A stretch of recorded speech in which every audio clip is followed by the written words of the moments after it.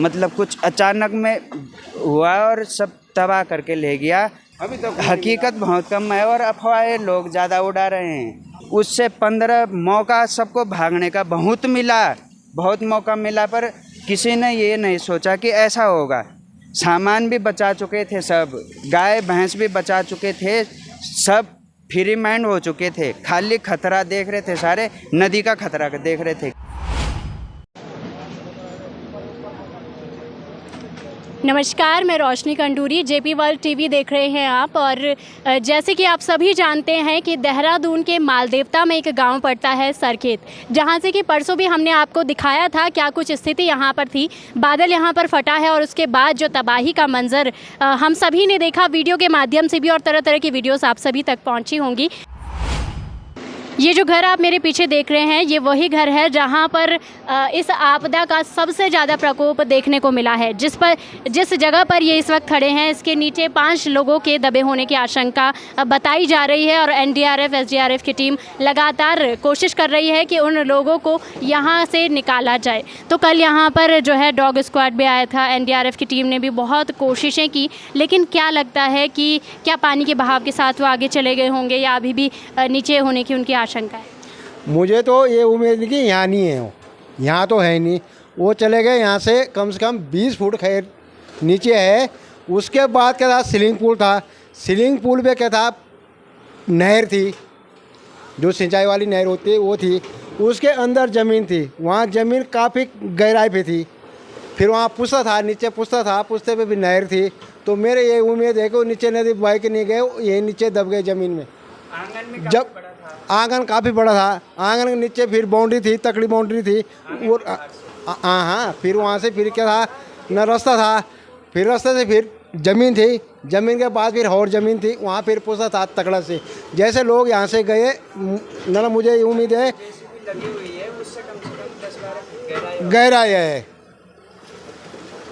ये। जिस वक्त ये घटना हुई उस टाइम आप यहीं पर थे और आपने अपने सामने देखा कि कैसे ये आपदा आई, कैसे ये सब कुछ हुआ। रात को आपदा का तो कोई उम्मीद ही नहीं थी, ऐसी कोई स्थिति का कोई उम्मीद ही नहीं थी किसी को। हम यहाँ नीचे दुकान में सो रखे थे 3 लोग, जिसमें से 2 लापता हैं और एक मैं। तो यहाँ से ऊपर आए, किसी ने जगमोहन ने हमको यहाँ से नीचे इस दुकान से हमें बोला कि घर में चलो। तो हम उधर सामने जा रहे थे घर में, तो वहाँ बीच में एक पुलिया पड़ती है।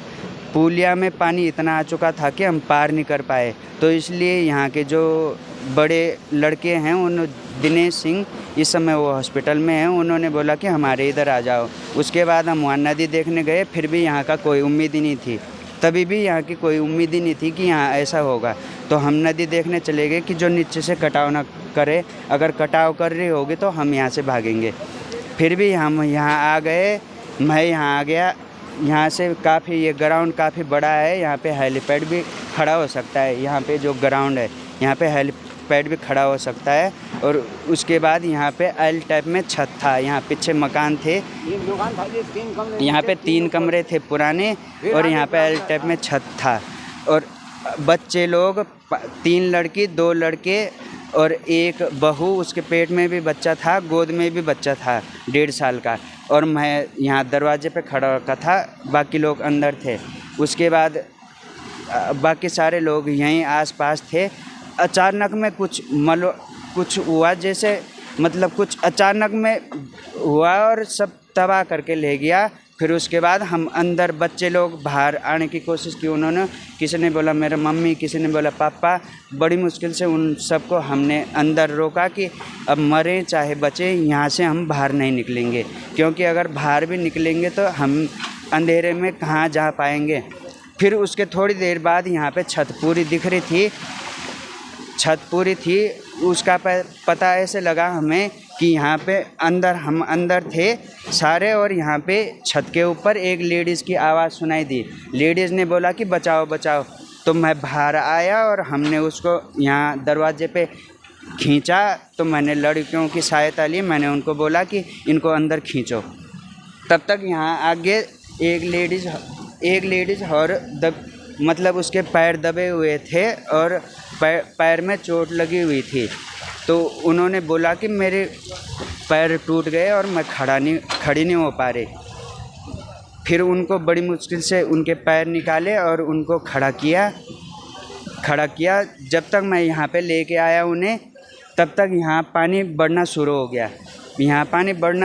गया। तो उसके बाद हमने यहाँ से भागने की कोशिश की तो यहाँ पे एक रेलिंग बाउंड्री थी, काफ़ी ऊंची थी, उसमें नुकीले कांटेदार बना हुआ था वो। इसके पीछे खाई काफ़ी गहरी थी। तो हमने बड़ी मुश्किल से बच्चों की सहायता लेके सब बच्चों को, मतलब बच्चे ऐसे थे कि उन्होंने काफ़ी अपना हौसला नहीं खोया किसी ने भी। मतलब सब में ऐसा था कि किसी ने हौसला नहीं खोया। अगर हम में से कोई हौसला खो देता तो उसमें से भी किसी के और जान जाने की वो भी थी, लेकिन किसी ने हौसला नहीं खोया। जो 8 आदमी हम यहाँ पे सेफ थे। फिर 2 आदमी हमें यहाँ पे मिले, उनको यहाँ जब पानी आया तो उसके बाद हमने सबको उधर शिफ्ट किया, यहाँ से पीछे। तो यहाँ से पीछे पहले हमने बच्चे किए, उसके बाद जो लेडीज़ थी घायल उनको उठाया बड़ी मुश्किल से। 2 लड़की थी बड़ी, 3 लड़की थी बड़ी, उनकी सहायता ली मैंने अपने साथ। तो उनको वहाँ पे पकड़ के बड़ी मुश्किल से, कपड़े भी उनके फटे हुए थे, बड़ी मुश्किल से वहाँ पीछे थोड़ा सेफ जगह देखे हमने तो वहाँ पे छोड़ दिया। फिर उन्होंने बोला कि हम यहाँ से आगे नहीं जा पाएंगे। फिर हम वहाँ उनको बच्चों को लेके और ऊपर वहाँ जंगल में चले गए काफ़ी दूर। वहाँ से हमने ये जो गदेरा था इसको भी देखा कि हमसे कितनी दूर है। तो जब बिजली की चमक सी आई तो उससे काफ़ी दूर दिखाई दिया। तो हमने सोचा कि गदेरे से काफ़ी दूर सेफ है हम। फिर भी बच्चे घबरा रहे थे कि हम नदी के कटाव में तो नहीं है नीचे। तो उसमें ऐसा था कि बच्चों ने काफ़ी घबराहट शुरू की कि हम नीचे से जो नदी का कटाव में बह न जाएं। फिर भी सहारे में रहे भगवान के कि वही जो करेगा सुबह तक वही जैसा भी करेगा। बारिश में रहे पूरी रात भर। फिर उसके बाद जब मैं लेडीज़ को यहाँ पे निकालने आया बाहर, तो बिजली चमकती रही पूरी रात भर, बिजली चमकती रही। और बारिश जैसे बिजली चमकी, जितनी ज़्यादा बिजली चमकी उतनी ज़्यादा बरसात होती गई पूरी रात भर। तो बिजली की चमक से मेरे को पूरा छत भी दिखा और ग्राउंड भी दिखा। जब पूरा घर बह गया, ग्राउंड भी दिखा। सुबह आके हमने यहाँ देखा तो यही पूरी स्थिति ऐसी जो बनी हुई है ऐसा ही मिला हमें। बाकी एक आदमी था जो 3 लोग जा रखे हेलीपैड से गए यहाँ से। तो एक आदमी वो बता रहे थे कि हम 3 लोग थे, उसमें कि एक विशाल था और एक सुरेंद्र था और एक मैं था। हम यहीं खड़े हो रखे थे कि पानी के बहाव ने हमें धक्का दिया और मैं तो थोड़ा पेड़ पे अटक के और उधर रमेश कहीं तो आके यहाँ घर में बड़ी मुश्किल से अपनी जान बचा के उधर घर में चला गया। मतलब पानी का बहाव यहाँ से, पानी के बहाव ये तो पता नहीं कि पानी का बहाव किधर था। उस बड़ी मुश्किल से उधर अपनी जान बचा के उधर वहाँ हो गया। तो जब हम यहाँ से उधर जा रहे थे जंगल में भागने के लिए, तो वहाँ जो एक इसके पीछे भी एक बहुत गहरा नाला बना हुआ है पानी का, और हमारे जाने के बाद वो हमसे पहले वहाँ पानी बह चुका था। वहाँ बिल्कुल सूखा पड़ा हुआ था। फिर उधर से खाला तो इधर को घूम गया और ये खाला कभी उधर घूमा कभी उधर घूमा। ये शायद हमें ऐसा लगा कि ये तीसरा झोंका है यहाँ पे पानी का आने का, तीसरा ही है। क्योंकि जब उधर को गए तो वहाँ सूखा था बिल्कुल। खाला आ चुका था लेकिन सूखा था। किसी ने भी, बच्चे हों चाहे लड़कियां हो, लेडीज, किसी ने मतलब कोई घबराया नहीं। वहाँ ऊपर चढ़ते समय नीचे भी गिरे। जिनके गोद में भी बच्चा था, पेट में भी बच्चा था। एक जगह थोड़ा रपटा सा था पहाड़ का, तो अंधेरे में दिख भी नहीं पाया ना। हमारे पास उजाला था, कुछ था। बड़ी मुश्किल से वो नीचे भी गिरे। एक लड़की और एक लेडीज बच्चे वाली, पेट में बच्चे वाली, वो नीचे भी गिरे। बड़ी मुश्किल से उनको फिर ऊपर खींचा। अभी क्या कुछ हालात है? अभी वो ठीक हैं? कैसे हैं? कहाँ पर है? अभी वो मालदेवता इनका रमेश कैंतोरा का घर है, उसके भाई का राकेश कैंतोरा का, तो उनके यहाँ शिफ्ट हो रखे अभी फ़िलहाल। वो मालदेवता में है। अभी वो सेफ हैं। बाकी 3 लोग 20 तारीख सुबह को यहाँ पे हेलीपैड आया था, उसमें 3 लोग जो घायल हो रखे थे। जो दिनेश कैंतोरा है उसने बताया कि मेरे पेट में मलवा भी घुसा हुआ है और बजरी पत्थर जो बाहर भी निकल रहे हैं उल्टी के समय। अभी तक हकीकत बहुत कम है और अफवाहें लोग ज़्यादा उड़ा रहे हैं। जो लोग अफवाहें फैला रहे हैं सामान बचाने की और इधर उधर भागने की, इधर उधर कोई नहीं भागा। मैं यहाँ सामने दरवाजे पे था, उससे 15 मौका सबको भागने का बहुत मौका मिला, पर किसी ने ये नहीं सोचा कि ऐसा होगा। सामान भी बचा चुके थे, सब गाय भैंस भी बचा चुके थे, सब फ्री माइंड हो चुके थे, खाली खतरा देख रहे थे, सारे नदी का खतरा देख रहे थे। यही स्थिति है। पता नहीं कितना है उस टाइम पहली बार में जी, ये तो हमें भी मालूम नहीं है, लेकिन यहाँ नीचे की जो है गहराई है बहुत, इसमें 60-70 फुट गहराई है यहाँ से। वो पहले पानी के हल्के उसमें नीचे पहुँच गए होंगे तो वो गड्ढे में होंगे, हमें तो ऐसा अंदाजा है। तो जैसे कि आप देख रहे हैं और जैसे अभी तक जानकारी मुझे मिली है, तो गांव के लोग जो हैं उनको अंदाज़ा था कि नीचे जो नदी है वहाँ से कटान हो सकता है, और पूरी जो संभावनाएं हैं वो थी नीचे नदी से कटान की, या फिर नीचे से संभावनाएं थी। ये जो ऊपर से मलबा आया है ये कहीं ना कहीं आकस्मिक था और लोगों को बिल्कुल भी आइडिया नहीं था। लोग नीचे से भाग करके यहाँ पर अपना सामान बचाने आए हैं। अंदर मैं आपको दिखा चुकी हूँ, तो नीचे से भाग करके लोग आए और उन्होंने सुरक्षित स्थान इस जगह को समझा, जबकि यहीं पर वो आपदा आई है, ऊपर से जो मलबा आया है, जिस जगह को लोगों ने सुरक्षित समझा वही जगह इस आपदा का सबसे बड़ा निवाला बना है। और अभी अगर आप इधर देखेंगे तो आप यहाँ पर मैं खड़ी हूँ, ये भी जो है थोड़ा सा कह सकते हैं कि खतरे से खाली नहीं है। तो थोड़ा दूर से ही हम आपको दिखाएंगे कि यहाँ पर रेस्क्यू किया जा रहा है। SDRF की टीम आप देख सकते हैं कि यहाँ पर मौजूद है और तमाम गांव वाले भी इस सिचुएशन को देख रहे हैं, आकलन उसका कर रहे हैं। तो ये बड़ी सी JCB लगी है जो कि यहाँ पर इसको खुदान कर रही है और लोगों को ढूंढने का भी कहीं ना कहीं काम यहाँ पर किया जा रहा है। तो सामने भी अगर आप देखेंगे दूर से और भी JCB यहाँ पर लगी है जो कि मदद करने के लिए लगातार यहाँ पर है।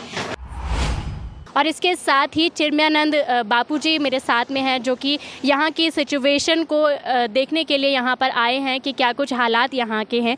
सबसे पहले तो आपका बहुत बहुत स्वागत है JP वर्ल्ड TV में। नमस्कार। यहाँ के जो हालात हैं, क्या कुछ अभी तक आपने देखा है, क्या अपडेट अभी तक की यहाँ पर है? मैं हरिद्वार से चल कर के यहाँ पर आया हूँ चिन्मयानंद बापू। ये सरखेत जो क्षेत्र है, मुझे जैसा कि पता चला, तो मैं अक्सर परमार्थ के कार्यों में रुचि लेता हूँ। जैसे ही मुझे पता चला कि यहाँ पर बहुत बड़ा भयानक हादसा हुआ है, मैं वहाँ से यहाँ पर आया देखने के लिए। और यहाँ कर जो स्थिति मैंने देखा, बहुत दुखद घटना हुई है। हमारे सामने ही एक मकान है जहाँ के 5 लोग एक परिवार के ही मिसिंग हो गए। कहीं गौ माता, कहीं जानवरों की तो कोई गिनती ही नहीं है। तो बहुत दयनीय स्थिति है और मैं इसीलिए यहाँ पर आया हूँ कि देख करके मैं सरकार को भी निवेदन कर सकूँ कि यहाँ के लिए जितनी शीघ्र हो सके, जिनके प्राण चले गए हैं उनके लिए तो नहीं, लेकिन जो बचे रह गए हैं उनकी चिकित्सा और सब सारी व्यवस्थाएं उनके लिए मुहैया कराएं जल्द से जल्द। क्योंकि मैं रास्ते में आते हुए देखा कि आवाजाही भी बंद हो चुकी है, कोई वाहन भी नहीं आ पा रहे हैं और ऐसे में भोजन की तकलीफ़ ना हो, किसी को दवाई की तकलीफ़ ना हो। इन सब व्यवस्थाओं को देखते हुए सरकार से मेरी यही प्रार्थना है कि जल्द से जल्द इन सबको राहत का कार्य किया जाए और इनके सुरक्षा का ध्यान दिया जाए। आप एक कथावाचक भी हैं, तो माल देवता जो जगह है यहाँ पर लोगों ने इसको पिकनिक स्पॉट बना दिया था और सारी जो चीज़ें कहीं ना कहीं नहीं होनी चाहिए, जैसे केदारनाथ में हमने देखा था कि बहुत सारी चीज़ें वहाँ पर ऐसी हो रही थी जो नहीं होनी चाहिए थी और उसने आपदा का रूप लिया। तो क्या माल देवता को भी इस रूप से देख सकते हैं? एक कथावाचक के तौर पर आपको काफ़ी ज्ञान है, तो आप किस नज़रिए से इसको देखते हैं? बिल्कुल, मैं एक धर्म की दृष्टि से देखूं तो पहाड़ के लोग बहुत ही भोले और विनम्र होते हैं, बड़े ही श्रद्धावान होते हैं और बड़े ही हृदय के बड़े साफ़ सुथरे लोग होते हैं। ऐसे परिप्रेक्ष्य में बाहर के लोग यहाँ आकर के पिकनिक स्पॉट मनाएं तो मुझे लगता है कि धर्म की दृष्टि से भी वो बिल्कुल ही गलत है और परमात्मा भी कहीं न कहीं रुष्ट होते हैं। हमारे यहाँ जितनी भी देवियाँ हैं, जितने भी देव हैं, वो ज़्यादातर बड़े बड़े ऋषि महात्मा लोग सब हिमालय की तरफ यात्रा करते हैं और यहाँ भी दुनियादारी की गंदगी आकर के लोग करने लग जाएं तो निश्चित है कि प्रकृति भी नाराज़ होगी। और कहते हैं ना कि गेहूं के साथ घुन भी पिस जाता है, तो ऐसे कुछ अराजक तत्वों के कारण, ऐसे लोगों के कारण मुझे लगता है कि भोले भाले लोगों को भी अपने प्राणों की आहुति देनी पड़ती है। तो मैं तो यही निवेदन करूँगा कि इन सब क्षेत्रों को, जो इतना पवित्र और शांत वातावरण है, इसको अपवित्र नहीं करना चाहिए और जो स्थानीय देवता होते हैं उनको रुष्ट नहीं करना चाहिए। पूर्व प्रदेश अध्यक्ष एवं नेता प्रतिपक्ष कांग्रेस से प्रीतम सिंह जी मेरे साथ में हैं और यहाँ पर सरखेत में जहाँ पर बादल फटा था वहाँ पर जगह की स्थिति देखने के लिए, यहाँ का जायज़ा लेने के लिए यहाँ पर पहुँचे हैं। तो उनसे जानते हैं कि क्या कुछ स्थिति उन्होंने अभी तक देखी है और अभी तक क्या कुछ अपडेट है। देखिए, जो देवी आपदा आई है उस देवी आपदा ने पूरे क्षेत्र के अंदर तबाही मचाने का काम किया है। जन हानि भी हुई है और जन हानि के साथ साथ लोगों के आशियाने उजड़ गए हैं, जो खेती थी वो भी तबाह हो गई है। तो मैं कह सकता हूँ कि देवी आपदा आने के बाद जिस त्वरित गति से देवी आपदा प्रबंधन के तहत कार्य होना चाहिए था उसमें कमी है। हम सरकार से भी कहना चाहते हैं और प्रशासनिक अधिकारियों से भी कहना चाहते हैं, क्योंकि ये देहरादून जो अस्थायी राजधानी है उसके समीप का क्षेत्र है। अगर यहाँ पर ये स्थिति है तो सुदूर जो टिहरी का क्षेत्र उधर है उस साइड, वहाँ अभी तक जो है देवी आपदा प्रबंधन में जो चीज़ें की जानी चाहिए थी वो दिखती होती नज़र नहीं आ रही है। तो देवी आपदा प्रबंधन को मजबूत करें और साथ ही साथ जो क्षति हुई है उस क्षति का आकलन त्वरित गति से करें और समुचित सहायता जो लोग इस आपदा से जो है ग्रसित हुए हैं उनको मिलनी चाहिए और प्रत्येक मृतक के आश्रित को कम से कम 10 लाख रुपया सरकार दे ताकि वो परिवार फिर से अपने पैरों पर खड़े हो सके। तो आप अपने स्तर पर क्या कुछ मदद आम जनता की कर रहे हैं या फिर करने की सोच रहे हैं? नहीं, देखिए, निश्चित रूप से, क्योंकि कांग्रेस इस समय विपक्ष में है, जो हमसे मदद होगी उस मदद को भी हम करने का काम करेंगे और इन विषम परिस्थितियों में जो हमारी मदद होगी वो ऊंट के मुंह में जीरे के समान होगी। सरकार जो है समुचित सहायता करने का काम करेगी। जनता की तरफ से ये सवाल अक्सर पूछे जा रहे हैं कि जितने भी मंत्री हैं अभी तक सत्ता में, चाहे वो प्रेजेंट में है नहीं है, वो सिर्फ क्योंकि ये जो जगह है ये देहरादून राजधानी से काफ़ी करीब है, लेकिन पूरे उत्तराखंड की अगर बात की जाए तो बहुत सारी ऐसी जगह है जहां अभी तक ना कोई नेता पहुंचे हैं और ना ही मीडिया भी पहुंच पाई है, लेकिन काफ़ी जो है वहाँ पर भी स्थिति ऐसी बनी हुई है। बडियारगढ़ की अगर मैं बात करूँ तो वहाँ पर भी इससे भी ज़्यादा खतरनाक स्थिति है। नहीं, सही बात आपने कही है। राज्य की भौगोलिक परिस्थितियां ऐसी हैं कि अगर यहाँ पर देवी आपदा आती है तो आवागमन की सारी सुविधाएं जो है वो ध्वस्त हो जाती हैं, लोग समय से जो है नहीं आ पाते हैं। इन विकट परिस्थितियों में देवी आपदा प्रबंधन तो है, इसीलिए तो मंत्रालय बना है कि वो हेलीकॉप्टर के माध्यम से जो सेवाएं पहुंचाने की आवश्यकता है उसको पहुंचाने का काम करे। इसमें अगर एनडीआरएफ और स्थानीय प्रशासन अपने आप को अक्षम पाता है तो सरकार को चाहिए कि उस सेना की भी मदद लेने का काम करे। देखिए, मैंने कहा कि ये कहना बड़ा आसान होता है कि जो है जो पॉलिटिकल लोग हैं वो नहीं पहुंचे, ऐसा नहीं है। हर पॉलिटिकल आदमी कोशिश करता है, प्रयास करता है कि जो आपदा से प्रभावित लोग हैं उनसे संवाद स्थापित करें। हम भी मदद करेंगे, कांग्रेस के लोग भी मदद करेंगे और मैं समझता हूं कि सरकार जो है इस आपदा को दृष्टिगत रखते हुए आगे जो कदम उठाने हैं ताकि दोबारा जो इस तरीके की जो है क्षति ना हो उसका प्रबंधन भी करें और लोगों की समुचित मदद भी करें। Thank you. तो अफवाहों पर ध्यान मत दीजिए और सटीक जानकारी आप तक जेपी वर्ल्ड माध्यम से पहुंच रही है। आगे की अपडेट भी आपको दिखाती रहूंगी, मेरे साथ में आप बने रहिए।